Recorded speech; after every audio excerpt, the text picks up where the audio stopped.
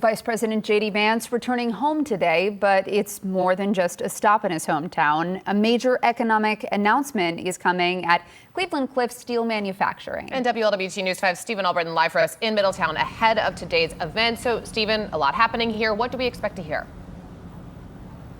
Investment will be the key word later on today as the vice president visits Middletown, visit here at Cleveland Cliffs. They're going through shift change right now. A lot of cars leaving, next shift coming in, but the entire day has been jumbled for a lot of employees here, obviously with Secret Service and the vice president visiting here. But not only will we hear about a big economic investment, you'll also hear a bit of campaigning as well. Vice President J.D. Vance, along with the Energy Secretary Chris Wright, will be on hand. They'll be joined by other state and local leaders for that economic announcement that's to the tune of probably multi-million, possibly even billion dollars. So we're still waiting to hear specifics on what could be for that planned announcement, but Cleveland Cliffs is North America's steelmaking sustainability and a leader in that industry according to their website. But this place is also somewhat close to the Vance family. The vice president detailing in his book Hillbilly Elegy that his grandfather actually worked at the facility for decades when it was still Armco Steel.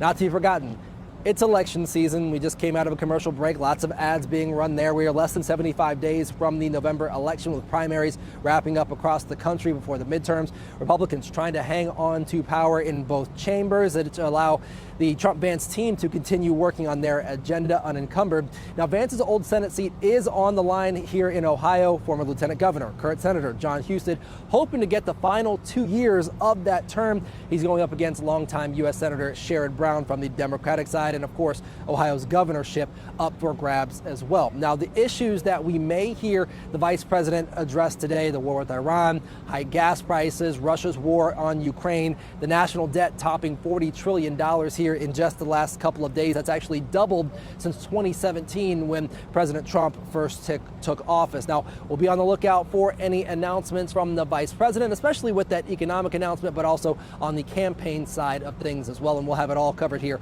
on WLWT. Reporting live in Middletown, Stephen Albritton, WLWT News 5. All right, Stephen, thank you so much. Now, drivers in East Walnut Hills should expect road closures as well and increased security starting this morning. So roads around the area near his Cincinnati home will be closed through Sunday. That includes portions of William Howard Taft, Collins Avenue, Taft Road, and Heather Hill Lane. There is another closure to watch for in that area. Riverside Drive is shut down. That's between the LeBlond Rec Center and Collins Avenue because there's ongoing construction there. So drivers are instead encouraged to use Torrance Parkway, Madison Road, Woodburn Avenue while those closures are in place.